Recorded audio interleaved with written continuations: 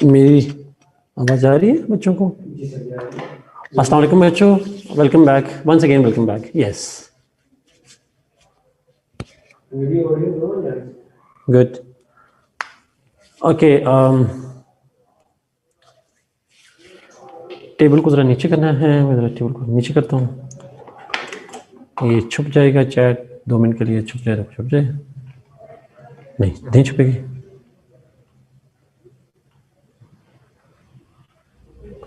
Okay, खाली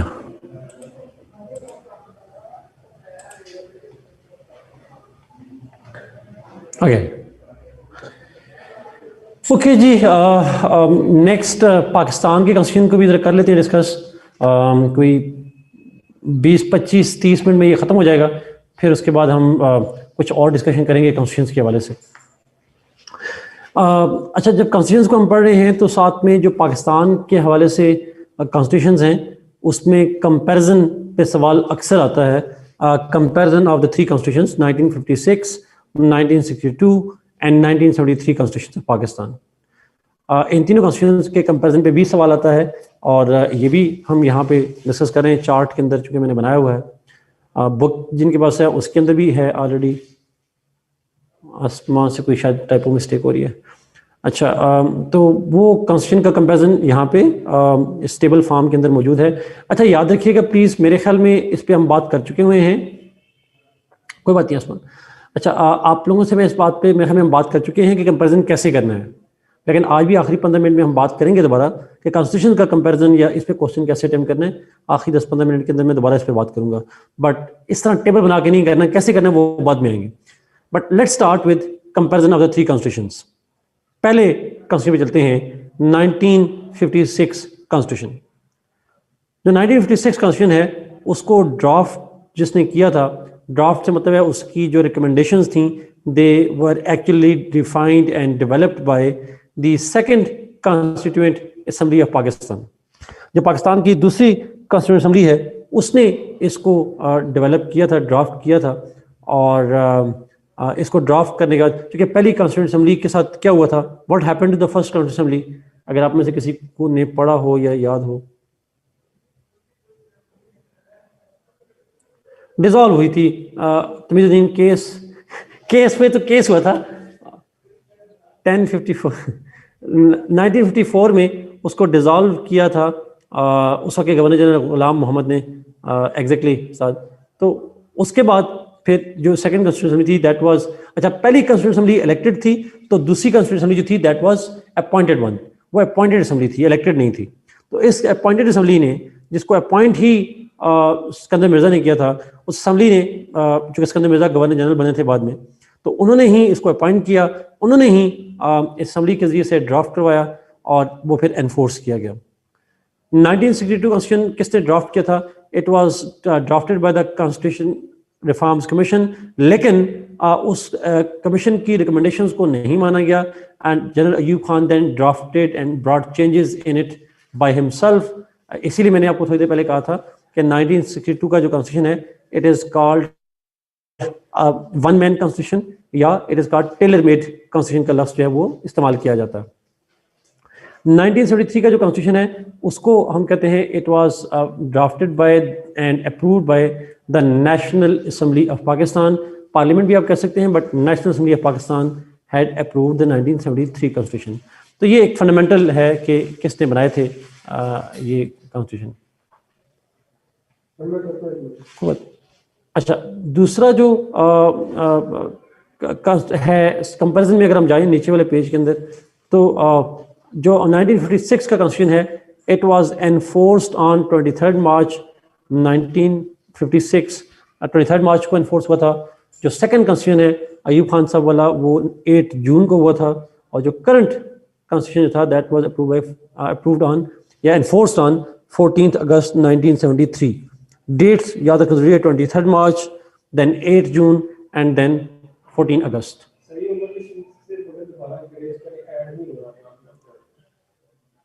इसको क्या करूं? ये कैसे, उसे कैसे कहूँ, उससे तो आवाज ही नहीं जा रही। ये उमर बशीर को नहीं ऐड हो पा रहे हमसे जी। ओके सर, ठीक है। ओके अच्छा, ये ऊपर सवाल है हमारा का the 73 constitution was approved by the National Assembly. Yes, it was. Mustafa ने कहा the constitution of 56 was abrogated by Iskander Mirza, right. पहला constitution को एब्रोगेट किया था इस्कंदर मिर्जा साहब ने, दूसरे constitution को एब्रोगेट किया था जनरल यहिया खान ने, और तीसरे constitution को अभी तक एब्रोगेट नहीं किया गया। No Saira, no it is not. 72 constitution का इंटरम constitution मौजूद था, इतना जानना काफी है, मजीद इसके बारे में जानना जरूरी नहीं है आपके लिए, किसी भी पेपर में जरूरी नहीं है। अच्छा नेक्स्ट, तमाम तीनों कॉन्स्टिट्यूशन जो हमारे पास हैं जी, दे आर रिटन कॉन्स्टिट्यूशंस।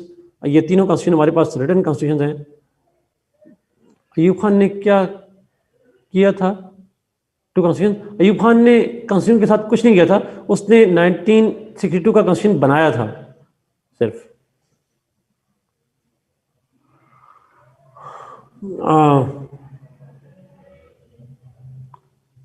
जो 1956 है, 62 है और 73 कॉन्स्टिट्यूशन है, ये तीनों जो कॉन्स्टिट्यूशन है ये रिटन कॉन्स्टिट्यूशन है पाकिस्तान के अंदर, कोडिफाइड रिटन कॉन्स्टिट्यूशन मौजूद है पाकिस्तान के अंदर।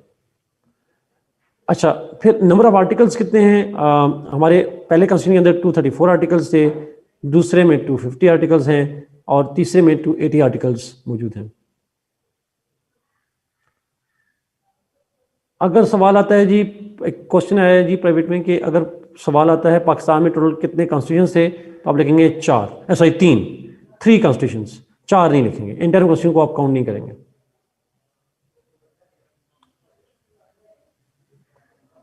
पाकिस्तान का 56 constitution was abrogated, 62 was abrogated, लेकिन 73 कॉन्स्टिट्यूशन वाज सस्पेंडेड और held in abeyance twice. Ziaul हक ने भी किया था सायरा, और उसको किया था मुशर्रफ साहब ने भी किया, दोनों ने किया। ओके, नंबर ऑफ आर्टिकल्स पे हमने बात कर ली, अब जरा कंटेंट पे जाते हैं। तीनों कॉन्स्टिट्यूशन को हम कहते हैं they are partly reject.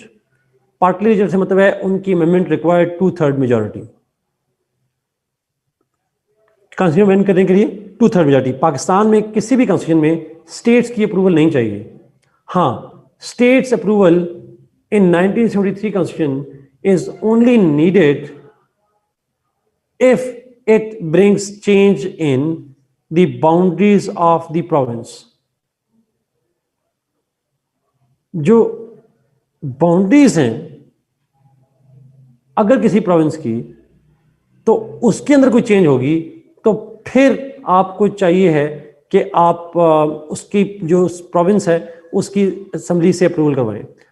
Otherwise state में, मैं स्टेट का यूज करूं, सॉरी जी, इसका मतलब प्रोविंसेस बेसिकली। तो अगर प्रोविंस की बाउंड्री चेंज हो रही हो तो फिर वहां पे रिक्वायर्ड होता है कि उस प्रोविंस की असेंबली जो है वो approval they. Otherwise normally it is not required. जैसे फाटा मर्जर हुआ तो चूंकि केपीके में मर्ज हुआ, केपीके की बाउंड्री एक्सपेंड हुई, तो केपीके की असेंबली से अप्रूवल लेना लाजमी था, अदरवाइज नहीं चाहिए था। सो लेकिन 2/3 मेजॉरिटी चाहिए तो सिर्फ हमारी पार्लियामेंट की चाहिए, चाहे वो जो भी पार्लियामेंट है, यूनिकैमरल है, बाईकैमरल है, जो भी नाम है, उनकी अप्रूवल चाहिए होती है 2/3 मेजॉरिटी से। अगला पॉइंट, हमारे पाकिस्तान के कॉन्स्टिट्यूशन में 1956 के अंदर कहा गया इट्स पार्लियामेंट्री सिस्टम। अब पार्लियामेंट्री सिस्टम क्या है आप इसको डिफाइन करेंगे, एक्सप्लेन करेंगे। 1962 कॉन्स्टिट्यूशन में कहा गया we have a presidential system, वो क्या है वो हम पढ़ चुके हैं। और 73 में कॉन्स्टिट्यूशन के अंदर फिर कॉन्सेप्ट आया पार्लियामेंट्री सिस्टम का, और पार्लियामेंट्री सिस्टम जो है वो 73 कॉन्स्टिट्यूशन में मौजूद है पाकिस्तान के अंदर। तो डिफरेंट कॉन्स्टिट्यूशन के हमारे रहे हैं मतलब सिस्टम्स। हमारे पास हमेशा एक जैसा सिस्टम नहीं रहा कि हमेशा पार्लियामेंट्री रहा हो या हमेशा प्रेसिडेंशियल रहा हो, ऐसा कभी भी नहीं हुआ पाकिस्तान के अंदर। ओके,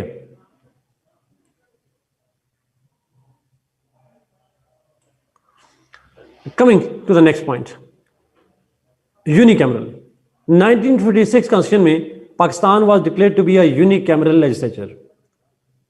1956 में पाकिस्तान के अंदर यूनिकैमरल था, जिसमें उसका नाम है हाउस ऑफ पीपल, और उसके 310 मेंबर्स थे।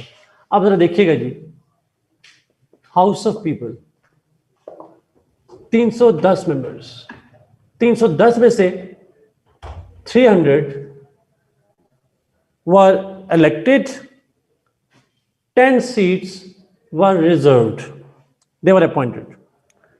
300 सीट्स जो इलेक्टेड मेंबर्स थे मुझे आप में से कोई बताएगा 1956 में जब कॉन्स्टिट्यूशन था तो उसमें हमारे कितने प्रोविंसेस थे? How many provinces we had?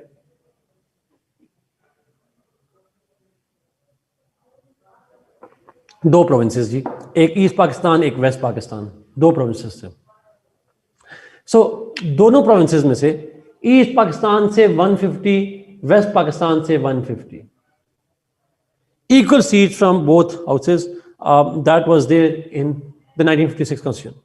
10 seats जो रिजर्व थी, इन पे इलेक्शन नहीं थे, इनमें पार्टीज नॉमिनेशन करती थी, and that those 10 seats were always also equally divided 5-5, 5 east Pakistan से 5 वेस्ट पाकिस्तान से इक्वल सीट्स थी खवातीन की भी, sort of. Is it clear? Yes, इसको कहते हैं parity formula Hamza, absolutely. Equal seats means parity formula. House of people में 310 टोटल मेंबर्स, 300 इलेक्शंस के नतीजे में 10 अपॉइंटेड सीट्स, रिजर्व सीट्स। 300 जो इलेक्टेड थी उनमें से 150 from east Pakistan, 150 from west Pakistan, 5 from east Pakistan, 5 from west Pakistan. So somehow equal seats from both wings. That's important. So total members बन गए 310. Is it clear?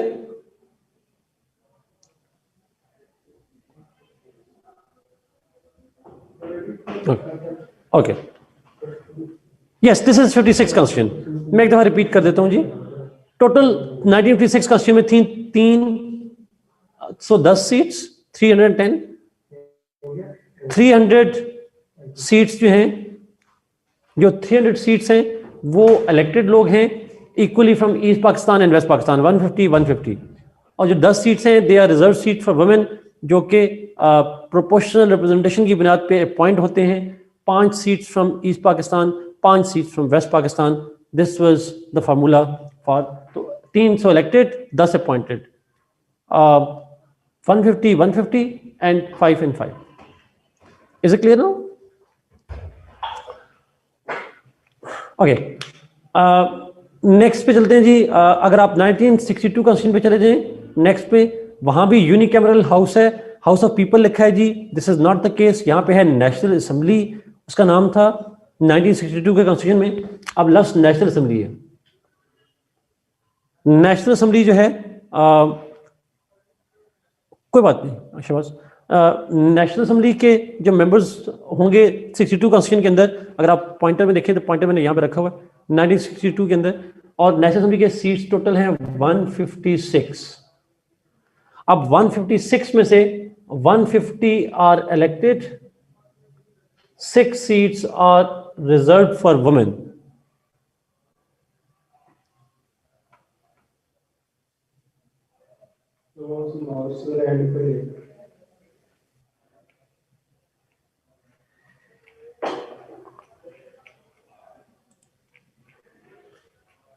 क्यों नहीं पे जा रहा?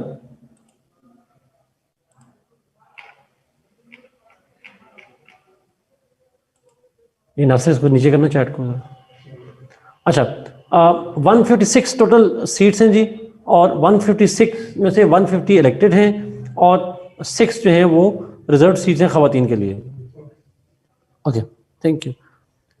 नाउ 150 सीट्स जो इलेक्टेड हैं उनमें से 75 from east Pakistan, 75 from west Pakistan, और जो 6 सीटें हैं 3 from east Pakistan and 3 from west Pakistan. So 156 divided by, उसको डिवाइड किया गया 150 प्लस 6 में। 150 75 ईस्ट पाकिस्तान से, 175 from west Pakistan, 3 and 3। Mustafa, उसके पीछे बहुत सारे रीजन थे, यहां पे हम खैर डिस्कस नहीं करेंगे जी। सारा ऐसा ही है, later on this number was increase, लेकिन इनिशियली वही है। अच्छा, उसके रीजन की वजह ये थी कि आपने कॉन्स्टिट्यूंसीज को बड़ा कर दिया था, increase the constituencies. More important, क्योंकि हमने सिस्टम चेंज कर दिया था, प्रेसिडेंशियल में कन्वर्ट हो गए थे जी। रिजर्व सीट खवातीन के लिए जी, वहां भी 10 सीट खवातीन के लिए। अच्छा, मेरा आपसे एक सवाल है इंपॉर्टेंट, इस प्रिंसिपल को जिसमें इक्वल सीट्स थी, इसको क्या कहते हैं, व्हाट इज इट कॉल्ड? सारे उसमें से 200 इलेक्टेड सीट थी और फिर 18 सीट यहां पे थी। यस, उसको प्रिंसिपल ऑफ पैरिटी कहते हैं। प्रिंसिपल ऑफ पैरिटी का मतलब है equal seats from both of these houses. Yes. अच्छा, फिर 73 कॉन्स्टिट्यूशन में जाएं, 1973 कॉन्स्टिट्यूशन में, तो उसमें है बाई कैमरल लेजिस्लेचर।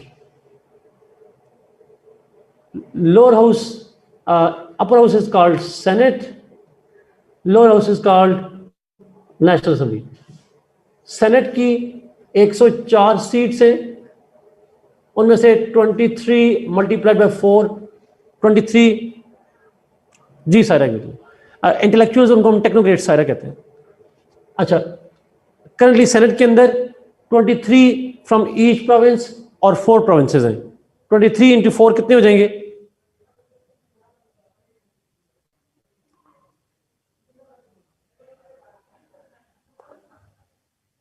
मुस्तफ़ा माशाल्लाह आपने फेल कर लिया general science ability.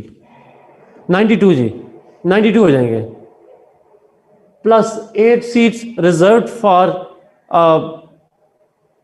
Phata, plus 4 seats for Islamabad.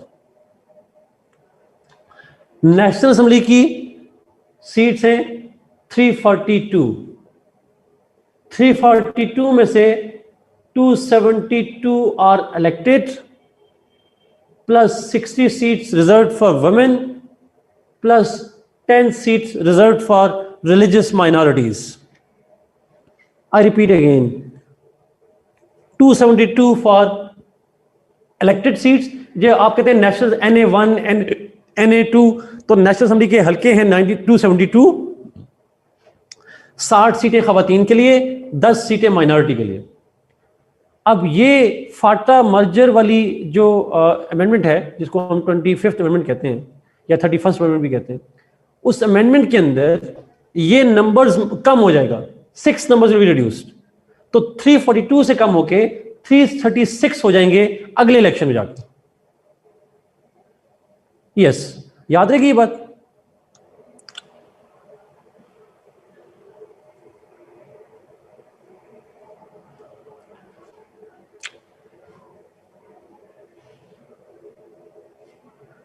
Zulfikar अपना सवाल पब्लिक कीजिएगा। अच्छा, सेनेट में जो 23 सीट्स हैं जी, इसमें खवातीन भी शामिल हैं, इसमें टेक्नोक्रेट भी शामिल हैं, इसमें माइनॉरिटीज भी इसी 23 में ही शामिल हैं। ठीक है, आके आपका सवाल भी ऊपर भी किन्जा ने पूछा था, ये 23 में से अंदर ही आ जाएंगी सारी चीजें। ये जो जुल्फकार का सवाल है जी, why reserve seats, what is the logic behind it, इसके लिए आपको देखनी पड़ेगी एक इंडियन मूवी है आरक्षण। इट्स अ वंडरफुल मूवी, और फिर आपको आइडिया हो जाएगा, आपको फिर समझ आएगी सीएसएस में कोटा क्यों है, आपको नजर आएगा ये कोटा सिस्टम क्यों होता है। जुल्फकार अगर आपने देखी है फिर ना पूछा करें। अच्छा, आरक्षण मूवी नाम है, अक्षय नहीं है उसमें, शहबाज उसमें वो है, सैफ अली खान है, अमिताभ, सैफ अली खान और ये लोग हैं। बड़ी अगला मूवी है, it's about the quota system. अच्छा, मैं रिपीट करूं जी, 23 इन ईच प्रोविंस प्लस 8, उसमें ट्यूशन एकेडमी को भी जिक्र है सारा। 23 प्लस 4 ये सेनेट की सीट्स हैं, हर सूबे में से 23 आते हैं, plus 8 seats from Phata, plus 4 seats from the Islamabad, 4 seat Islamabad से सर। जी एग्जैक्टली फर्क ऐसे ही। नेशनल असेंबली के अंदर 342 टोटल स्टेट्स हैं,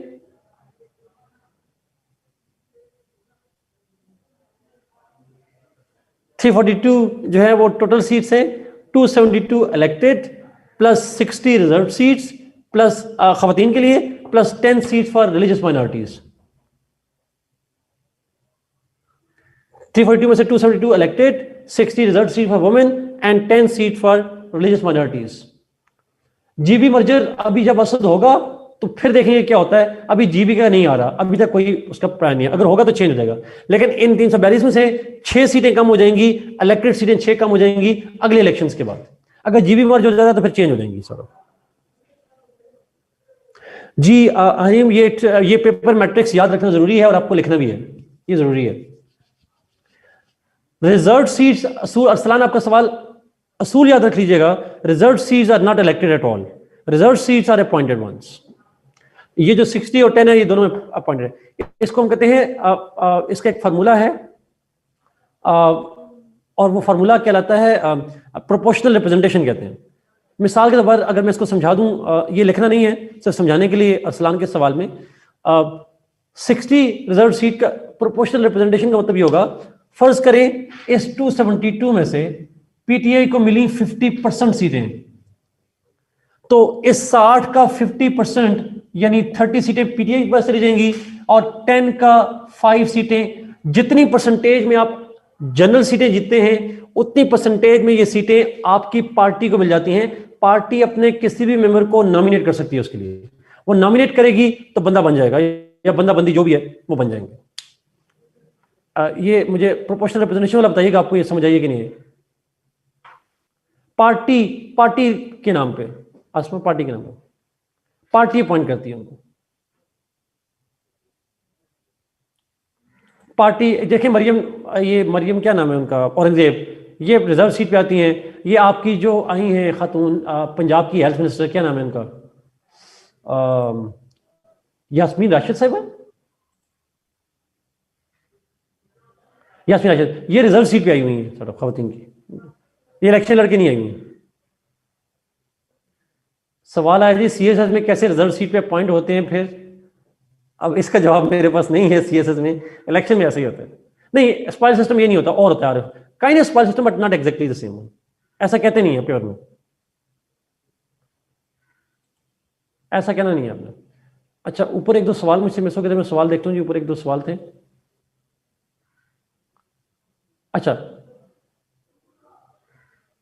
जी, मेजॉरिटी जो होती है, जिसके पास जनरल सीट में ज्यादा मेजॉरिटी आ जाएगी, रिजर्व सीटें ज्यादा उसी के पास चली जाती हैं।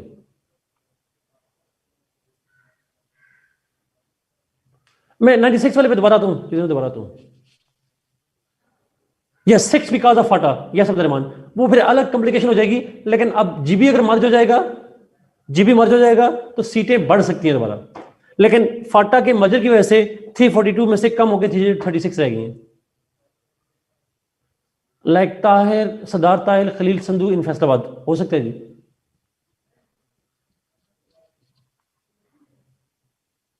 जी माइनॉरिटी भी इसी तरीके से होते हैं, ट्रू। ओके, अब आगे चलें जी, शुड वी मूव? ओके, तो ये करंट कंस्टिट्यूशन क्या है, ये मैं नंबर्स का वेरिफिकेशन, ये नंबर्स आपने लिखने हैं पेपर में अगर आएगा सवाल तो, ये इंपॉर्टेंट।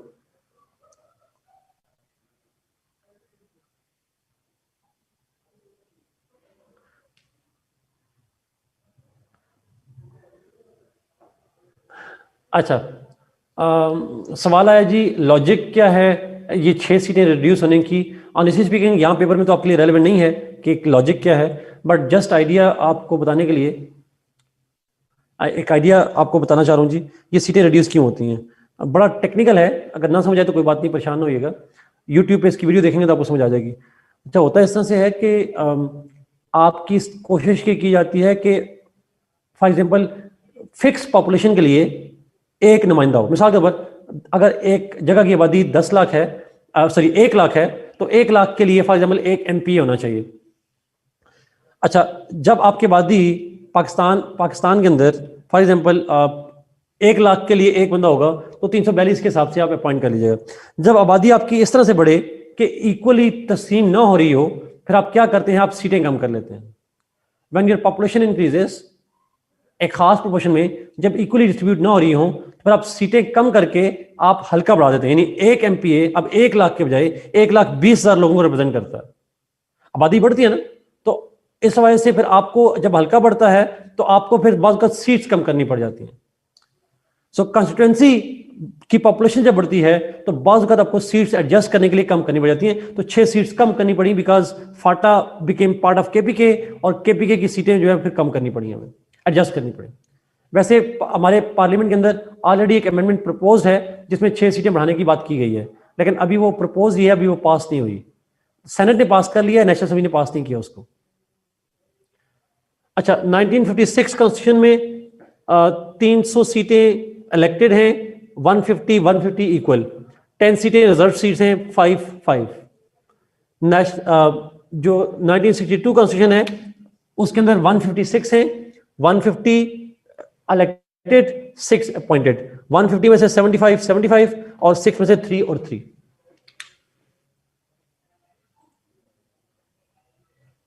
सवाल कैसे है अब्दुर्रहमान? सवाल डायरेक्ट आता है कंपैरिजन का सवाल। सेनेट में last 4 are women are Islamabad, last 4 are from Islamabad. Women seats are from each province, हर प्रोविंस से वुमेन सीट्स उसी 23 के अंदर रिजर्व हो जाती हैं। Is she Rahman both an MNA and senator? Mustafa, even is it even possible कि एक बंदा MNA भी हो सेनेटर भी हो? ये तो पॉसिबल ही नहीं है।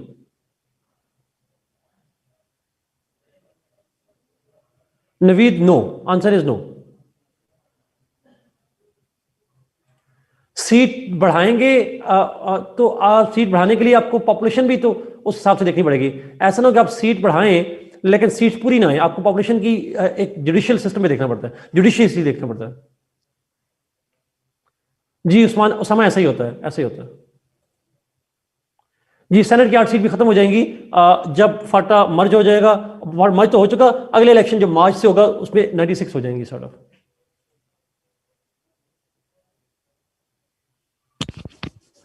जी sir, I will talk about that, उससे बात करूंगा। अच्छा, इज इट क्लियर? मैं आगे चलता हूं जी इससे। अगले पॉइंट पे जाइएगा, फेडरेशन वाला साथ। लेकिन ये क्वेश्चन भी बहुत रिपीटेडली पूछे गए, मैं इसलिए पढ़ा रहा हूं इसको कॉन्स्टिट्यूशन पे। और ये क्वेश्चन ऐसे हैं पाकिस्तान से रिलेटेड जो आपके पाकिस्तान अफेयर्स में भी आपके आते हैं सवाल। फेडरेशन पे चलते हैं। फेडरेशन जो है ऑब्वियसली बात है, यहाँ पे फेडरेशन के अंदर बहुत इंपॉर्टेंट डिबेट्स हैं। पाकिस्तान तीनों कॉन्स्टिट्यूशन में फेडरेशन रहा है। हम 1956 में भी फेडरेशन थे, हम 1962 में भी फेडरेशन थे, हम 1973 में भी फेडरेशन थे। फेडरेशन का मतलब होता है एक फेडरल गवर्नमेंट और 7 यूनिट गवर्नमेंट्स होती हैं। 1956 में हमारे पास एक फेडरल गवर्नमेंट थी और यूनिट्स कितने थे? How many units we had in 1956?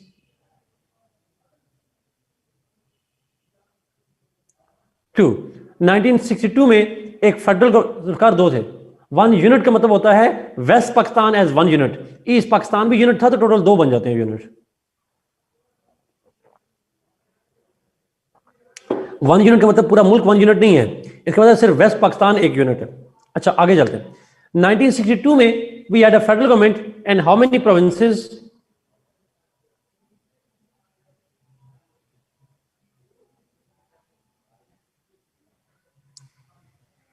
Zulfikar, 1 unit फार्मूले का मतलब यह है कि वेस्ट पाकिस्तान के सूबे मिलाकर 1 यूनिट बना था, plus east Pakistan already 1 unit था, तो 1 यूनिट वेस्ट पाकिस्तान में बन गया और एक वहां पे तो 2 बन गए। तो 62 में भी जी हमारे पास 2 ही यूनिट्स थे। 1973 कॉन्स्टिट्यूशन में how many provinces we have?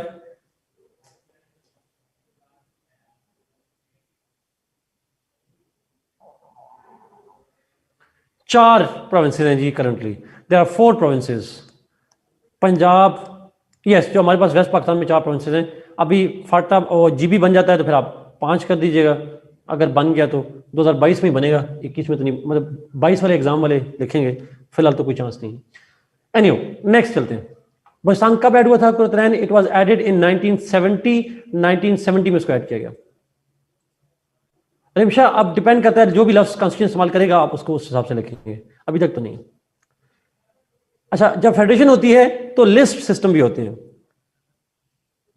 कितनी लिस्ट होती है? यूजुअली 3 लिस्ट होती है, मैंने लिखा हुआ यहां पे। 3 लिस्ट के नाम किसी को आते हैं? फेडरल लिस्ट, प्रोविंशियल लिस्ट और कंकरेंट लिस्ट। यस, यूनियन का लफ्ज इस्तेमाल नहीं करेंगे। 3 लिस्ट पे फेडरल लिस्ट, प्रोविंशियल लिस्ट और कंकरेंट लिस्ट। यस सर, आप चूंकि पाकिस्तान में यूनिट का लफ्ज इस्तेमाल नहीं करेंगे, वो साइंस में यूनिट का लफ्ज इस्तेमाल करते हैं, लेकिन पाकिस्तान में जब जाएंगे तो आप उसको प्रोविंशियल लिस्ट कह देंगे। तो federal list, provincial list and concurrent list. अच्छा, अब फेडरल लिस्ट जो है उसके ऊपर लॉ मेकिंग जो है वो फेडरल गवर्नमेंट करती है, प्रोविंशियल लिस्ट पे प्रोविंशियल गवर्नमेंट बनाएगी और कंकरेंट लिस्ट में कंकरेंट लिस्ट बनाएगी, सॉरी दोनों बनाते हैं, बोथ कैन लेजिस्लेट। ये सारी चीजें मैं पढ़ा चुका हूं आपको, फेडरेशन वाली चीजें। दोनों लॉ बना सकते हैं कंकरेंट लिस्ट में, कंकरेंट लिस्ट में दोनों लॉ बनाते हैं। बट अगर दोनों लॉज का क्लैश आ जाए, फेडरल के लॉ का प्रोविंस के लॉ के साथ क्लैश आ जाए, तो federal will prevail. Yes, exact. Residuary powers क्या होती हैं? What are residuary powers? Extra class नहीं करेंगे, आप कहेंगे जी left over powers, those that are not mentioned, remaining, left over, yes, other than mentioned, yes. तो वो 1956 कॉन्स्टिट्यूशन में दे दी गई फेडरल गवर्नमेंट को, they were given to the federal government. अच्छा, अब जिसको फेडरेशन का मीनिंग सही समझ आएगा वो मुझे इस सवाल का जवाब देगा। 62 कॉन्स्टिट्यूशन में जाएं जी। हाँ, यस उस्मान, ट्रू। 62 कॉन्स्टिट्यूशन पे आइएगा जरा प्लीज। मैंने देखा इसमें एक ही लिस्ट थी with residuary powers with the provinces.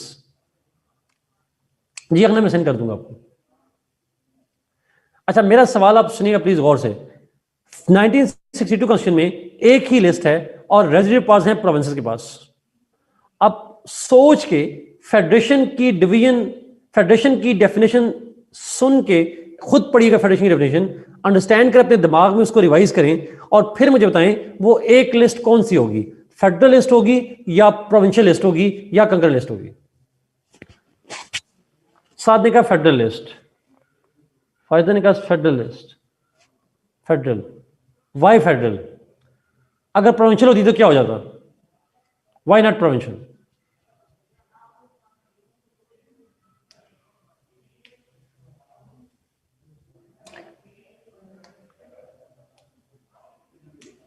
Residue with provinces साथ, लेकिन अगर वो एक लिस्ट भी प्रोविंस को दे दी जाती तो क्या फर्क पड़ना था? जमशेद ने कहा वो कन्फेडरेशन हो जाते हैं। दैट्स ट्रू जमशेद, बिल्कुल ठीक कहा आपने। जी फेडरल ना था। मैं जमशेद कन्फेडरेशन नहीं कहूंगा उसको, मैं इसको और तरह से कहता हूं। सुनिएगा प्लीज।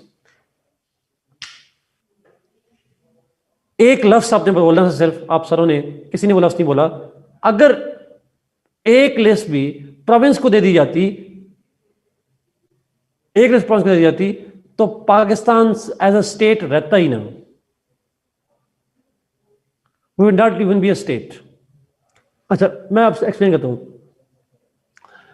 फेडरेशन वो क्या कहते हैं, वो टाइप ऑफ स्टेट है जिसके अंदर पावर्स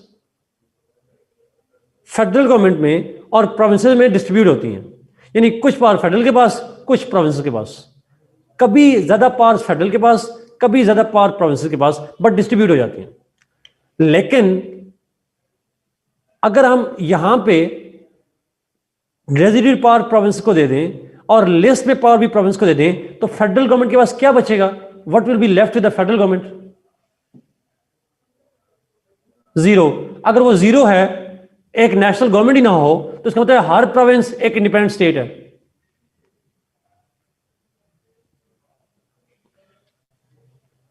जी एग्जैक्टली, फिर हमारी स्टेट ही ना होती सॉर्ट ऑफ, ये याद रखिएगा। फिर 4 मुल्क होते, 4 सूबे होते, 4 मुल्क होते, 4 स्टेट होते, 4 सूबे ना होते, 4 मुल्क हो जाते।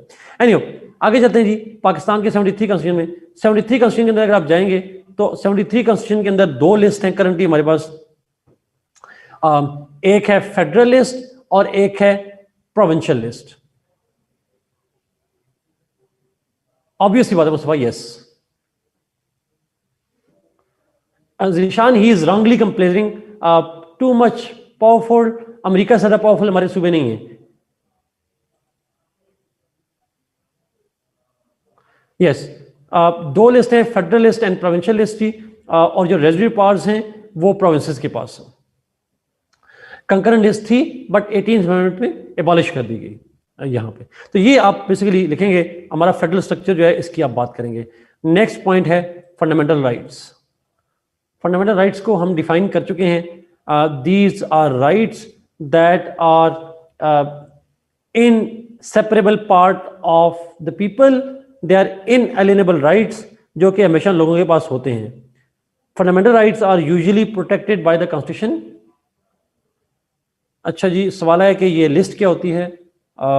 फेडरेशन वाले लेक्चर में हमने पढ़ा था कि कॉन्स्टिट्यूशन पावर्स तकसीम करता है between the federal government and provinces. तो जो कौन सी पावर फेडरल के पास होगी, कौन सी प्रोविंस के पास होगी, ये लिख दिया जाता है। तो जब लिखा जाता है तो एक लिस्ट की फॉर्म में लिखा जाता है। फेडरल गवर्नमेंट की पावर जिस लिस्ट में लिखी जाती हैं उसको फेडरल लिस्ट कहा जाता है। जब जिस लिस्ट में प्रोविंस की पावर लिखी जाती है उस लिस्ट को प्रोविंशियल लिस्ट कहा जाता है।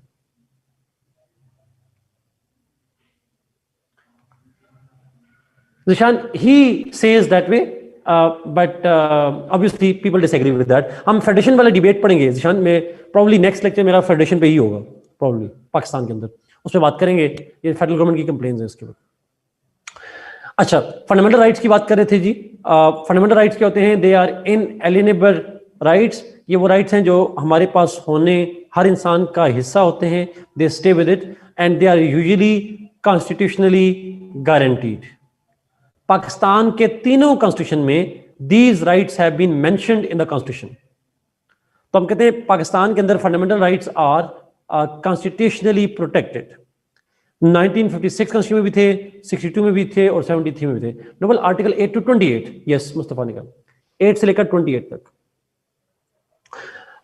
कुछ राइट्स जैसे आप लिखना चाहें तो आप लिख सकते हैं, जैसे राइट टू, करंट 73 कॉन्स्टिट्यूशन में राइट टू लाइफ है, राइट टू ओन प्रॉपर्टी है, फ्रीडम ऑफ एक्सप्रेशन है, राइट टू एजुकेशन है, राइट टू इंफॉर्मेशन है। डिफरेंट राइट्स हैं, प्रॉपर्टी के, लिबर्टी के, एक्सप्रेशन के, रिलीजन के, ये डिफरेंट राइट्स जो हैं वो मौजूद हैं थोड़ा। तो डिफरेंट राइट्स आप उसको कोट करेंगे।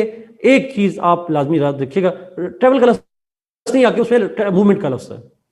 दे remain same in all three Mustafa? No, some were common, जैसे लाइफ का, लिबर्टी का, फ्रीडम ऑफ एक्सप्रेशन का, रिलीजन का कॉमन है, लेकिन कुछ राइट्स जो मैंने अभी बताए वो 73 कॉन्स्टिट्यूशन में ऐड किए गए। जैसे राइट टू एजुकेशन जो है वो 1973 कॉन्स्टिट्यूशन में ऐड किया गया, और राइट टू इंफॉर्मेशन भी 1973 कॉन्स्टिट्यूशन में ऐड किया गया।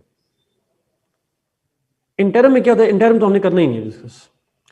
अच्छा, अब फंडामेंटल राइट्स का आखिरी पॉइंट बड़ा important, these rights are subject to courts scrutiny. यानी if you are denied those rights you can challenge it in court of law.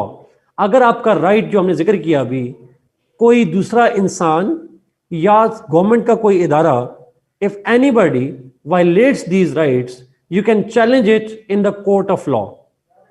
Court of law में पाकिस्तान में ये चैलेंज कर सकते हैं। इसीलिए हम फंडामेंटल राइट्स को कहते हैं they are justiciable. Justiciable means you can challenge their violation in the court of law. आपको कोई चलने फिरने से रोक रहा है, आपको कोई डिटेन कर रहा है, आपकी प्रॉपर्टी छीन रहा है, आपकी जान को खतरा कर रहा है, आप उसके खिलाफ कोर्ट ऑफ लॉ में जा सकते हैं। तो it's called justiciable, you can demand justice on that. अब मसला ये है, कॉन्स्टिट्यूशनल लॉ में फंडामेंटल राइट्स पे 20 नंबर का सवाल भी आ जाता है, तो उसमें आप जाने, आपके काम जाने। पॉलिटिकल साइंस में हम इसको शॉर्ट ही रखेंगे, इतनी बात करेंगे। Independence of judiciary, let's start with independence of judiciary. Independence of judiciary का कॉन्सेप्ट हम पढ़ चुके हैं, मेरे ख्याल में मैं इसको रिपीट नहीं करूंगा, जुडिशरी वाले लेक्चर में हमने पढ़ा था उसको। तो पाकिस्तान के तीनों कॉन्स्टिट्यूशन में ये प्रोविजंस हैं जी, that judiciary shall be free and independent, independence of judiciary shall be ensured. ये तीनों कॉन्स्टिट्यूशंस के अंदर लिखी हुई है बात। I don't want to repeat that, I hope आप उसको कर पाएंगे। आई मीन वो हमने पहले से पढ़ा हुआ है।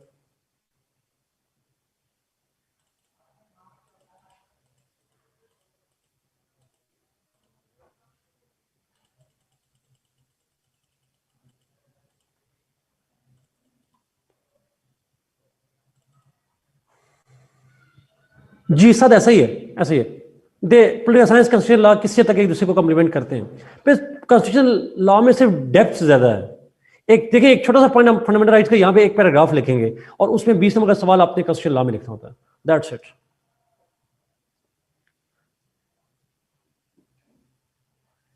Okay, directive principles of state policy, ये भी बड़ा इंपॉर्टेंट पॉइंट है जी।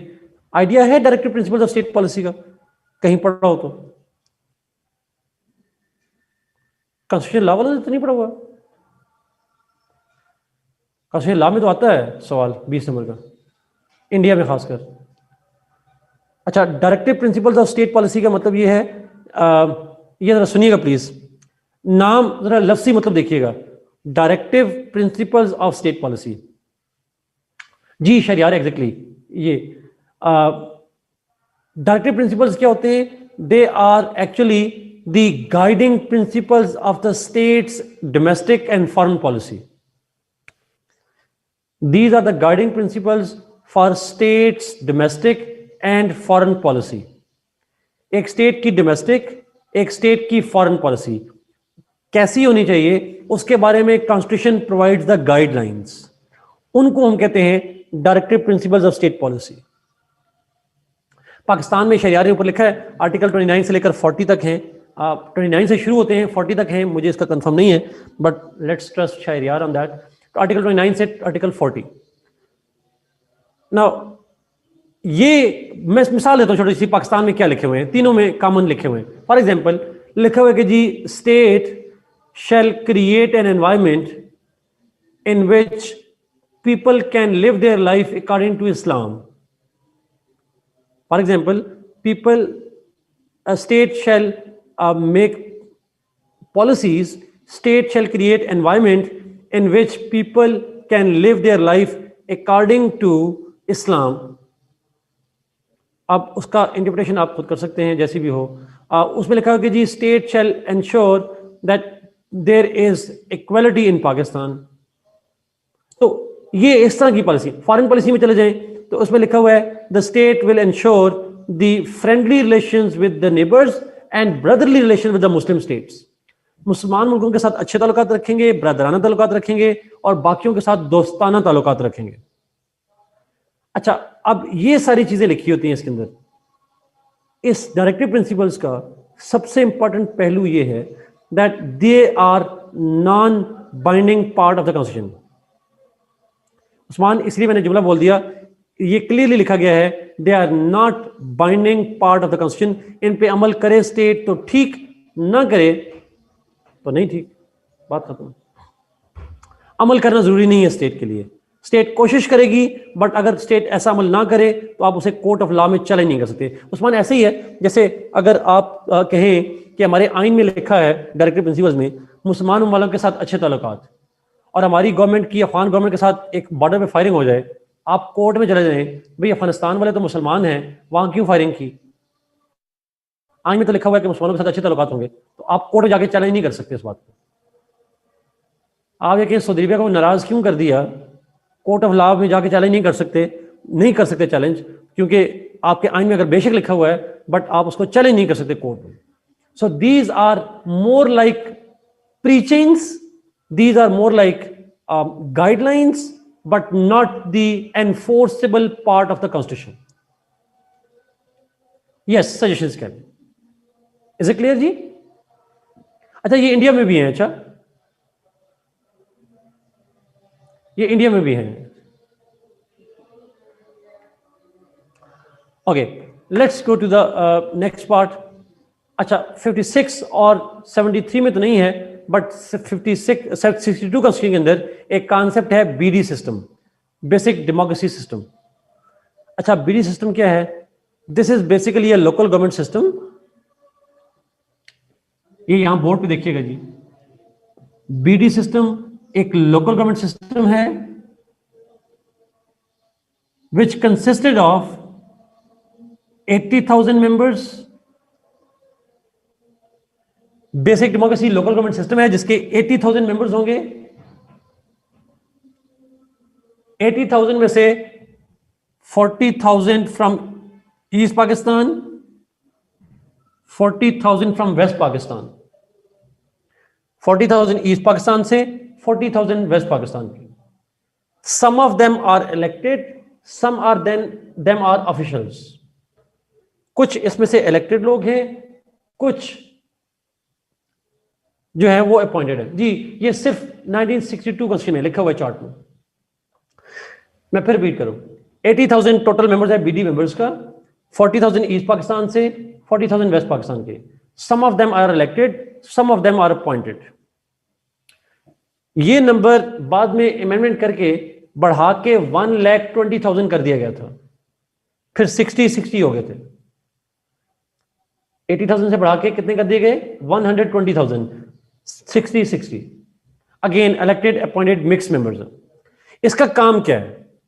BD members perform 3 functions. 62 constitution में उनको 3 काम दिए गए। 1 टू इलेक्ट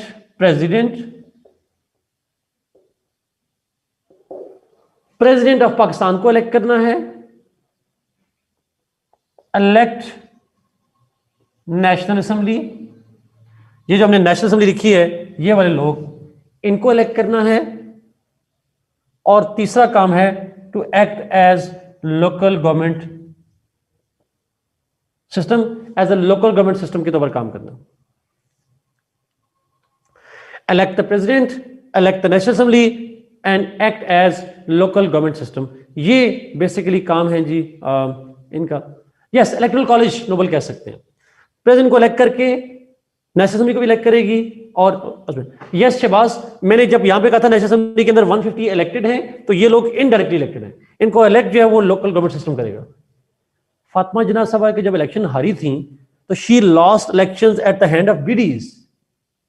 अवाम ने बीडीज को वोट डाले थे, बीडीज ने आगे उनको वोट नहीं डाले थे।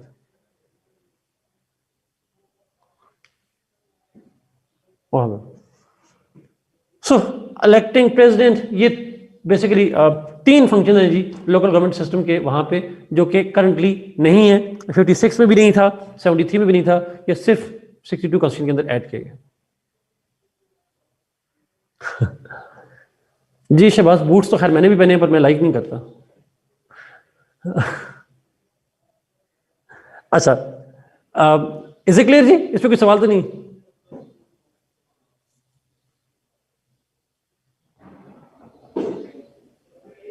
ओके, नेक्स्ट पे चलते हैं। ये ले, मैं साइड पे हो गया जी, तस्वीर ले लें। आफ्टर अमेंडमेंट 80,000 से बढ़ा के 120,000, 1,20,000 कर दिए गए। ओके, नेक्स्ट पॉइंट पे जी 56 और 62 क्वेश्चन में ये प्रोविजन नहीं है, बट 73 क्वेश्चन में आर्टिकल 6 वाज एडेड जी, जिसके अंदर जो कॉन्स्टिट्यूशन को एब्रोगेट करेगा, जो सस्पेंड करेगा, that person shall be guilty of high treason.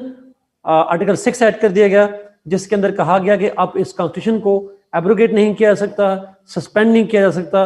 अगर कोई ऐसा करेगा तो that person shall be guilty of high treason, संगीन गद्दारी का मुर्तकिब होगा। That's what was added into that constitution, article 6। ये 56 में भी नहीं था, 62 में भी नहीं था, इसीलिए वो आइन नहीं रहे, वो खत्म कर दिए गए। अब 73 कॉन्स्टिट्यूशन के अंदर ऐसा नहीं कर सकते आप। अच्छा, पहले लफ्ज में सिर्फ एब्रोगेशन था, लेकिन अब लफ्ज सस्पेंडेड भी ऐड किया गया 18th अमेंडमेंट के अंदर।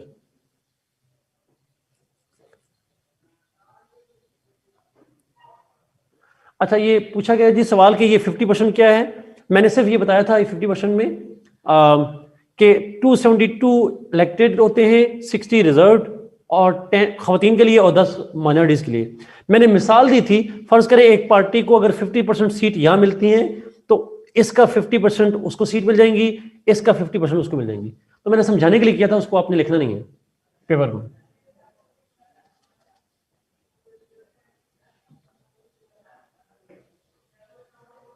It was manipulated by 8th Amendment? No,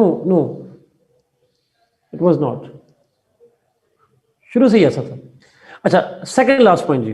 अच्छा, वैसे हाई ट्रीजन का तो गिल्टी होगा। आर्टिकल 6 की लॉ में पनिशमेंट क्या है? अब आइन में नहीं लिखी हुई, बट आर्टिकल 6 की पनिशमेंट क्या है? अगर कोई ऐसा करता है, हाई ट्रीजन हो गई, गिल्टी हो गया। 18th अमेंडमेंट 18वीं तरमीम के बाद ऐड किया गया है। जी आपने ठीक लिखा जी। मिनिमम पनिशमेंट है उसकी लाइफ इंप्रिजनमेंट और मैक्सिमम पनिशमेंट है death penalty. Capital punishment last है, मिनिमम लाइफ इंप्रिजनमेंट है हाई ट्रीजन की।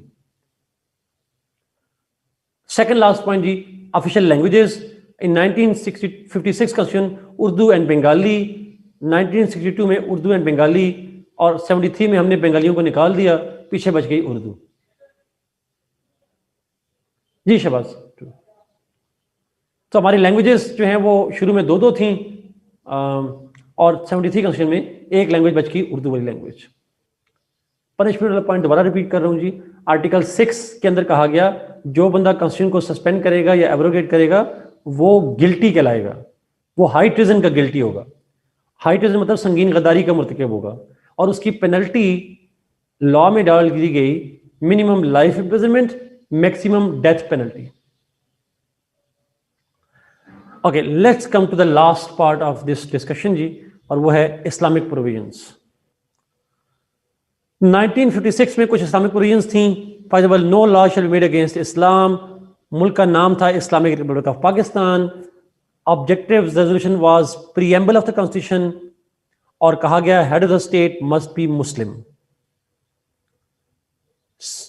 ये पूरा तो नहीं है, इसमें और भी होगा। हाँ ये भी है, तभी मैं कहूं मैं नहीं कर सकता ऐसा।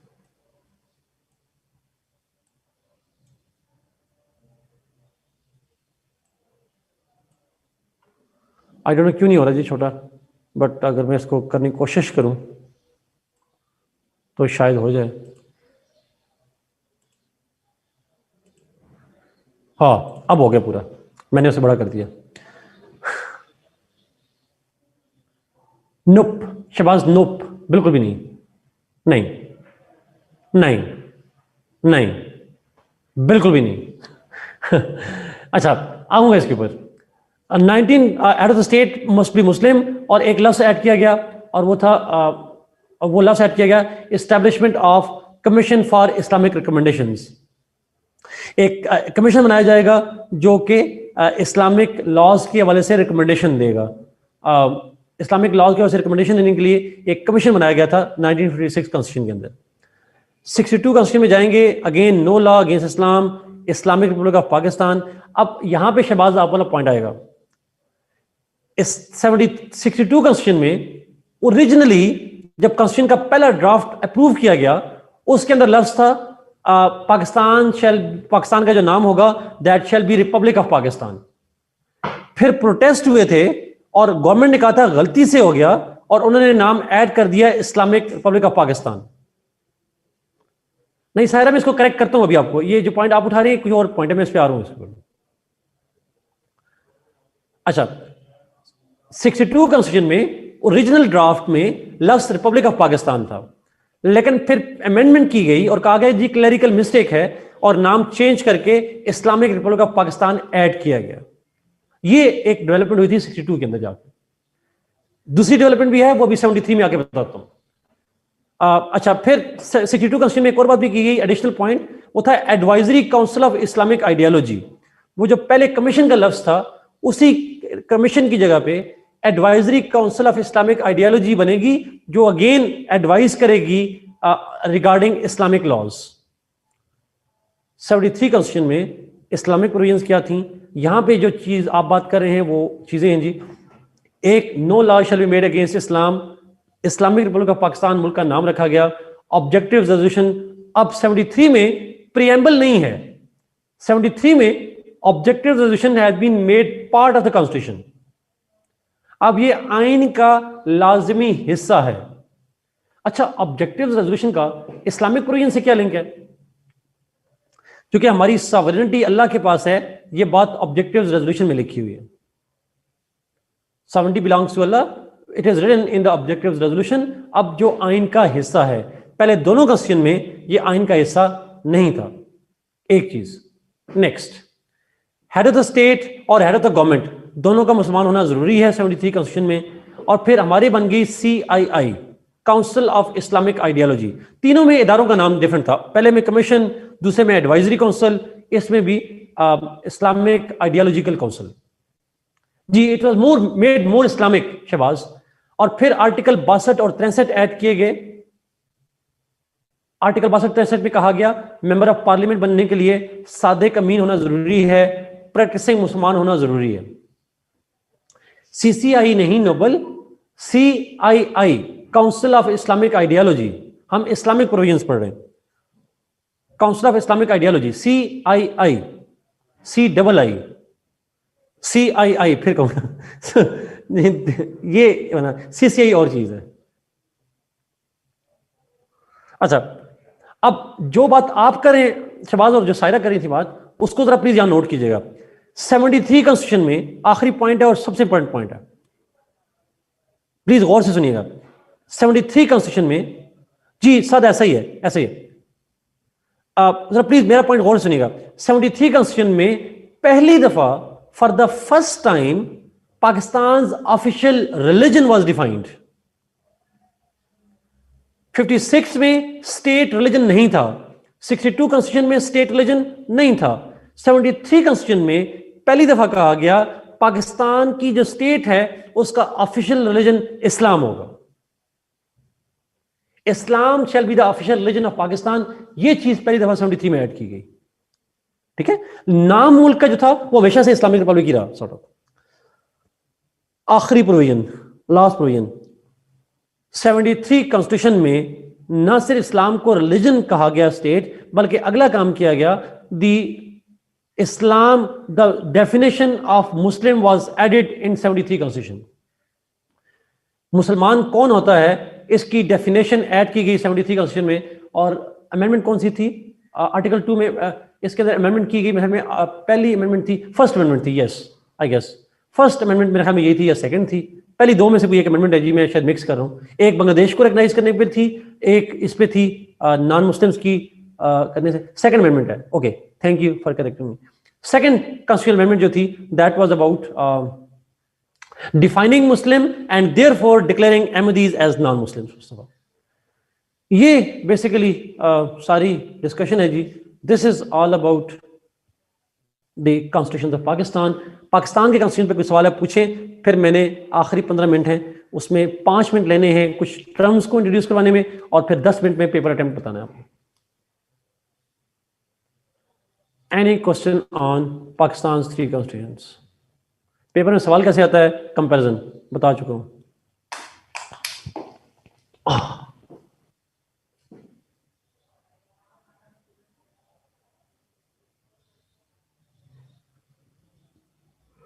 कोई सवाल नहीं है। आर्टिकल 62-63 पढ़ने वाला है, वैसे ज्यादा बताने वाला काम है, जिसमें क्वालिफिकेशन और डिसक्वालिफिकेशन लिखी गई हैं पार्लियामेंट का मेंबर बनने के लिए, और उसमें कुछ प्रोविजंस इस्लामिक डाली गई, जैसे मेंबर ऑफ पार्लियामेंट बनने के लिए आपको सादिक और अमीन होना जरूरी है, जो एक इस्लामिक कंडीशन है, और साथ प्रैक्टिसिंग मुसलमान होना जरूरी है, यानी पक्का मुसलमान होना जरूरी है। सब नो तायरा, बिकॉज अमेंडमेंट्स आपके लिए सारी इंपॉर्टेंट नहीं है, आपके लिए अमेंडमेंट 2 इंपॉर्टेंट है, 18th अमेंडमेंट और फाटा मर्जर वाली अमेंडमेंट। आर्टिकल्स कोट करेंगे एग्जाम में हमजा, नॉट नेसेसरली, कोई एक आध कर लें तो कर लें, बाकी नहीं करने की जरूरत।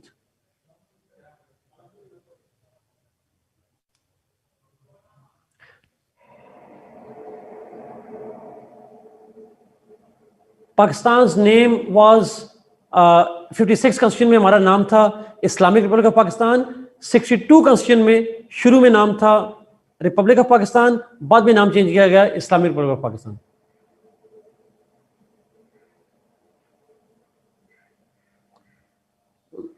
थैंक यू जोजीना and welcome.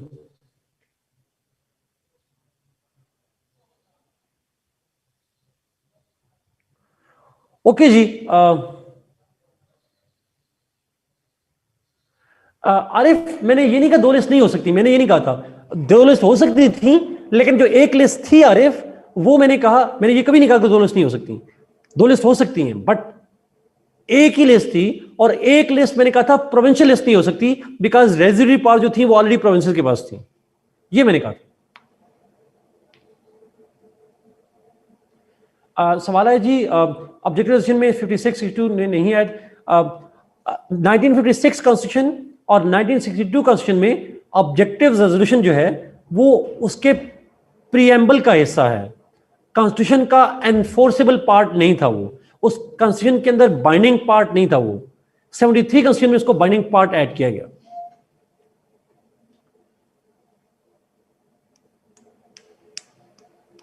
No Saira no, उनके अंदर दो छोटी सी चीजें बेसिक इंफॉर्मेशन एमसीक्यूज के लिए चाहिए होती हैं कि वहां पे यूनि कैमरल है, बाई कैमरल है, इस तरह की चीजें चाहिए, वो चार्ट आपके साथ मैं खुद शेयर करूंगा, वो आपको पढ़ने की जरूरत नहीं है, वो चार्ट जो मैं आपको दूंगा उसमें वो जनरल एमसीक्यू उसमें से आ जाएगा शायद, बाकियों की जरूरत नहीं आपको।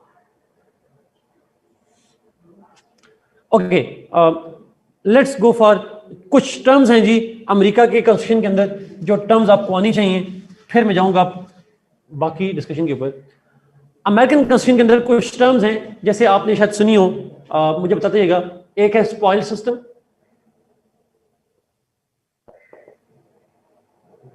एक है सेनिटोरियल कर्टेसी,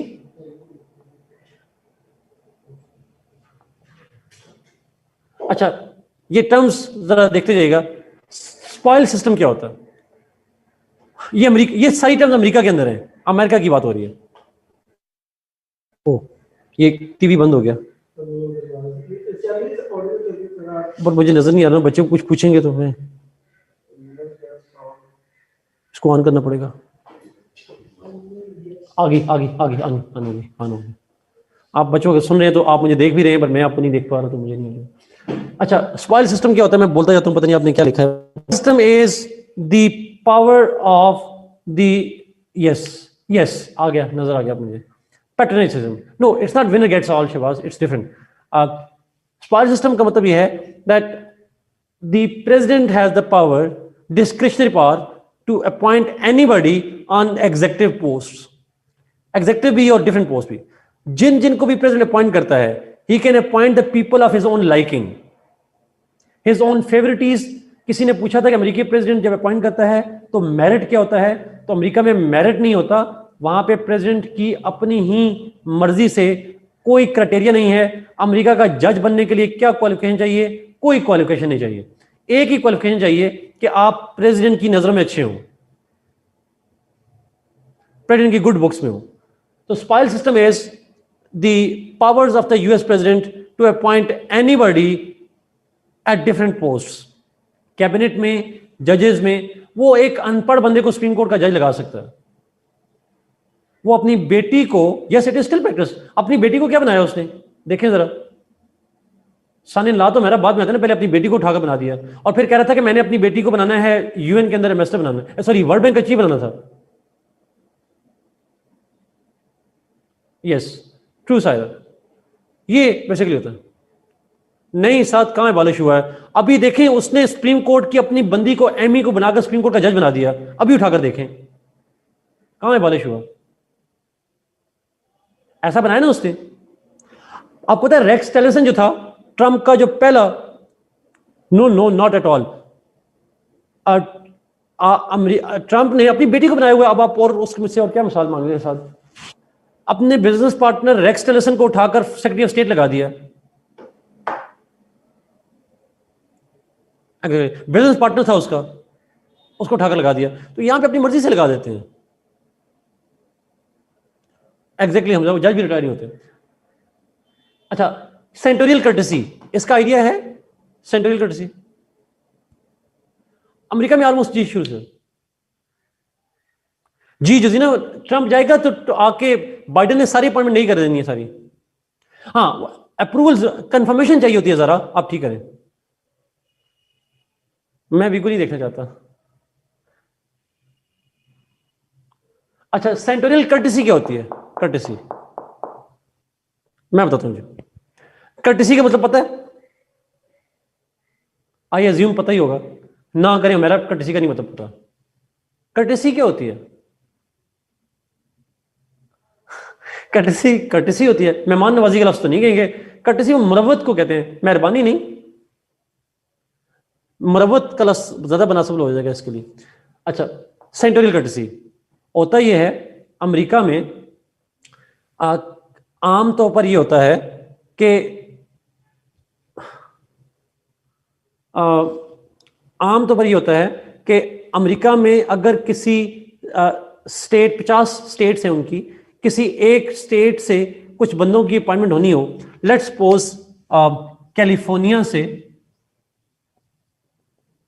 एक बंदे को एम्बेसडर लगाया जा रहा है, कैलिफोर्निया का सिटीजन है, उसे एम्बेसडर लगाया जा रहा है किसी मुल्क में, पाकिस्तान में लगाया जा रहा है। अब कैलिफोर्निया के कितने सेनेटर्स होंगे सेनेट में?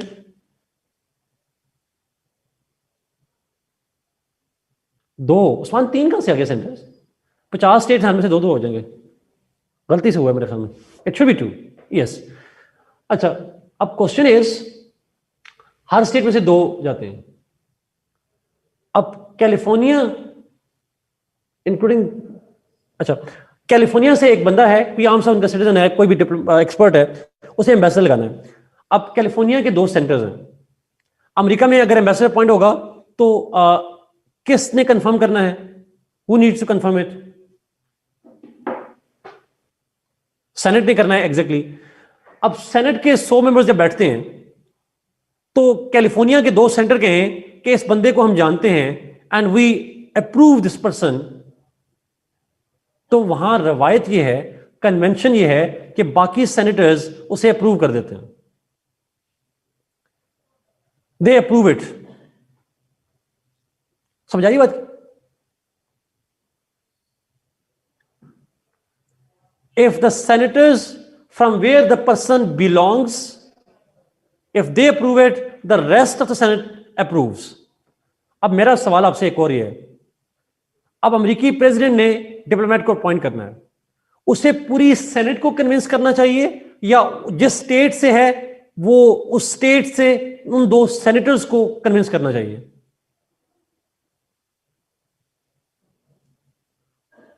ऐसा ही ना, उन स्टेट, उसको 100 के पास जाने की जरूरत ही नहीं है, उन स्टेट्स के 2 सेंटर्स को कन्विंस कर ले, बाकी। तो अमेरिका ने ट्रंप को ट्रंप कह रहा हूं, यूएस प्रेसिडेंट कर्टसी में अपॉइंटमेंट से पहले उन 2 सेनेटर्स को कंसल्ट करता है, बिकॉज उसे पता है कि उन 2 सेनेटर्स ने अपोज कर लिया, सेनेट सारा रिजेक्ट कर देगा, तो उन सेनेटर्स को कर्टसी में कंसल्ट करता है president before appointment, because he knows if they approve it the rest of the senate will also approve it, if they reject it तो सेनेट से अप्रूवल मुश्किल हो जाएगी, नामुमकिन तो नहीं होगी, मुश्किल हो जाएगी। इसको हम कहते हैं senatorial courtesy. Is it clear? Next,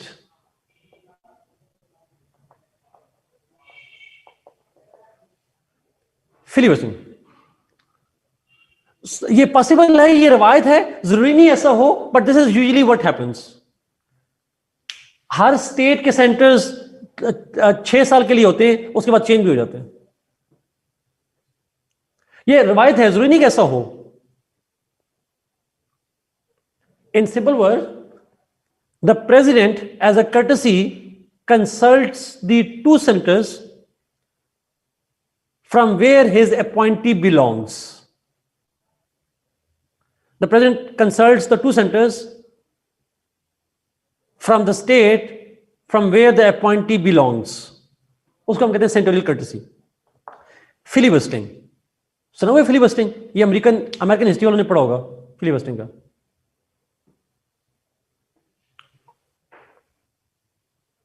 America के अंदर उनके सेनेटर्स की पावर है, अमेरिका में उनके सेनेटर्स की पावर है that they can speak for as long as they wish, they can make long long long long speeches as long as they wish. America में एक सेनेटर ने he made a speech for 42 hours.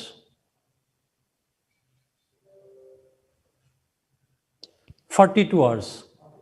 मैं अगर गलत नहीं हूं, आप Google से वेरीफाई कर लीजिएगा, but I guess around 42 hours. अच्छा, उसने क्या स्पीच करनी है?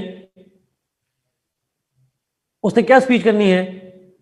उसको ही कैन स्पीक व्हाटएवर, नॉवल पढ़ सकता है, अखबार पढ़ सकता है, गाने गा सकता है, he can talk whatever he like. नहीं, दरम्यान में खाना भी खाते हैं शमायूं, ऐसा नहीं है कि खाना नहीं खाते, बट ब्रेक जो होती है वो होती है, but he can speak for as long. इस फ्रीडम को कहते हैं फिलिबस्टरिंग फॉर सेनेटर्स ओनली। ये आपने कल पढ़ना है, आपने कल पढ़ के बताना है कि ऐसा क्यों करता है। Okay, but they have this right to. यही कह रहा हूं, ये आपने पढ़ के बताना है तैमूर के क्यों करता है। मैं इसी आप पे छोड़ रहा हूं, थोड़ा सा काम दे रहा हूं आगे। No, not entertainment obviously. अगला पॉइंट, जेरीमेंडरिंग। ये स्पेलिंग आप देख लीजिएगा, यही है कि नहीं है। जेरीमेंडरिंग पता है किसको? सुना है जेरीमेंडरिंग? एक सैलेमेंडर होता है ना, ये जेरीमेंडर है। अच्छा, टॉम एंड जेरी चलें कोई बात नहीं, उस्मान बहुत सारे काम पहले दफा होते हैं। जेरीमेंडरिंग क्या होती है? Gerrymandering is the power of the president, to decide about electoral districts in a way to suit his own party.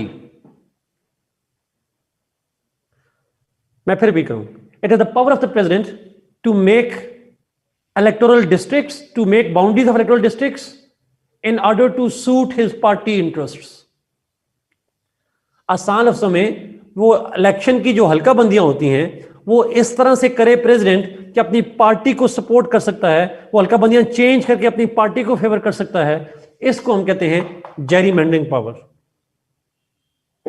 तो gerrymandering is the power of the president to redefine electoral boundaries to suit his own party.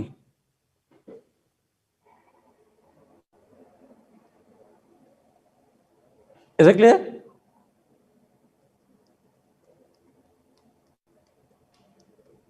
Pakistan में इसको धांधली कहते हैं। शमायूम, अच्छा मैं दोबारा करता हूं, पहले इसको बताइए जेरीमेंडरिंग का, फिर फिलिपिसिंग में बाद में होगा।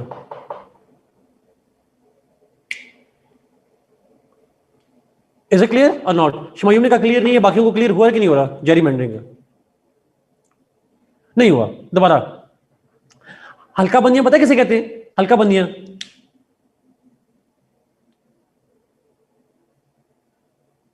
जिनको समझ नहीं आई उनसे पूछ रहा हूं। हल्का मतलब आपके ये एमपी होता है ना, एमपी या एमएनए होता है, एक खास हल्के के लोग वोट डाल सकते हैं। NA 88, NA sort of PA 40, 50, 60 जो भी होता है आपका, पीपी पंजाब में कहते हैं, सिंध में पीएस कहते हैं। अच्छा, उस हल्का बंदियां कौन करता है? पाकिस्तान में इलेक्शन कमीशन करता है, गवर्नमेंट नहीं करती।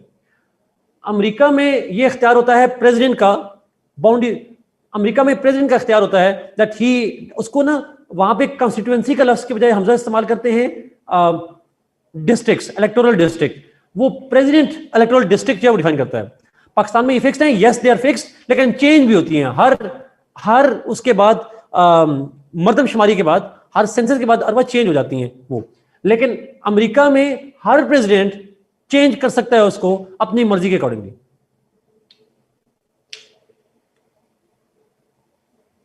जी Hamza, exactly that's the point.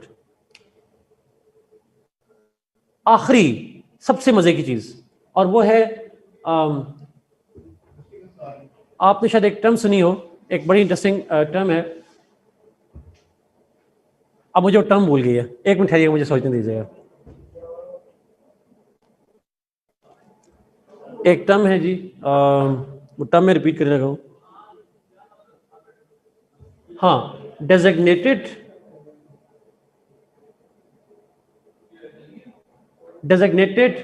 Survivor. Designated survivor जी, ये लास्ट टर्म है जो आपको आनी चाहिए। अगर आप में से किसी ने सुना है तो मुझे बताएं। Have you heard the designated survivor? ये एक सीजन है जी अमेरिका का, ये सीजन भी देखिएगा अगर आपको टाइम मिला जी। साथ मैंने सारा सीजन देखा, बहुत मजे का सीजन है, 3 सीजन है इसके अंदर। होता है क्या है एग्जैक्टली, सुनिएगा प्लीज। होता ये है अमेरिका में, जब अमेरिकी president joint sitting of Congress से स्पीच करता है, when he makes a speech with the joint sitting of the Congress, तो उस स्पीच को सुनने के लिए स्पीकर भी बैठा होता है, सेनेट को जो प्रिजाइड करता है वाइस प्रेसिडेंट वो भी बैठा होता है, प्रेसिडेंट भी होता है, उसके अंदर तमाम कैबिनेट भी बैठी होती है। तो अमेरिका में इसको कहते हैं लाइन ऑफ सक्सेशन सारी बैठी होती है कि प्रेसिडेंट ना हो तो उसके बाद कौन बनेगा, उसके बाद कौन बनेगा, उसके बाद कौन बनेगा, सारे लोग वहां बैठे होते हैं। तो डर ये होता है कि वहां ब्लास्ट हो जाए, और ब्लास्ट हो जाए या उस पर हमला हो जाए और वो सारे लोग मर जाएंगे, तो अमेरिका में प्रेसिडेंट कौन बनेगा? कोई वारिस नहीं होगा अमेरिका का, आसान लफ्जों में प्रेसिडेंट का वारिस खत्म हो जाएगा, तो फिर वो क्या करते हैं, वो किसी एक मिनिस्टर कैबिनेट वाले को छुपाकर किसी बंकर में छुपा देते हैं। He is hidden somewhere in the bunker, ताकि अगर बाकी सारे मारे जाएं तो कोई एक ऐसा हो जो फिर बंकर से बाहर आए और अमेरिका का प्रेसिडेंट बनकर उनको लीड करे। अच्छा, अब इंटरेस्टिंग सी बात यह है, बड़ी इंटरेस्टिंग बात यह है, आमतौर पर अमेरिका में कभी ऐसा वाकया हुआ ही नहीं। अमेरिका में कभी ऐसे नहीं हुआ। There are a lot of bunkers उधर उस्मान, अमेरिका में कभी ऐसा हुआ नहीं है। बट इसीलिए वो क्या करते हैं, अमेरिकी प्रेसिडेंट जिस बंदे को सबसे नापसंद करता हो उसे छोड़ के आ जाता है। जैसे आपको घर वाले नहीं कहते किसी जगह शॉपिंग करने जाना हो तो आपके तुमने जाके क्या करना है, ये तुम घर में ही रहो। जो घर में सबसे आपको जिसको घर में छोड़ के जाते हैं ना, वो घर में सबसे नापसंदीदा आदमी होता है। ये अक्सर होता है। तो आरिफ मैं भी ऐसा ही हूं, तो इसलिए मैंने कहा आपको सर। तो अमेरिका में उसी को प्रेसिडेंट छोड़ के जाता है कि तुमने आगे क्या सुन के करना है, तुम घर बैठो जाके, उसे छुपा के रखते हैं। That's called designated survival. Anyway जी, ये ट्रेडिशन है, रवायत है उनके यहाँ। हमजा आई अंडरस्टैंड दैट जी। I will end over here. इसको इंशाल्लाह नेक्स्ट क्लास के अंदर मैं शुरू करूंगा पेपर के हवाले से, और फिर मजीद बात करेंगे। ये टर्म्स के मीनिंग आपको आने चाहिए, एमसीक्यूज में आते हैं। मरियम मैं नेक्स्ट क्लास में शुरू करूंगा, अभी बच्चों की क्लास है, नेक्स्ट क्लास में रिपीट करूंगा इसको। God bless you, be safe. Next class में हम शुरू करेंगे जी, थोड़ा सा टर्किश मिलिट्री की बात करेंगे और थोड़ी सी बात करेंगे फ्रेंच जुडिशरी की, और फिर हम जाएंगे पाकिस्तान की फेडरेशन के ऊपर। Thank you so much, God bless you.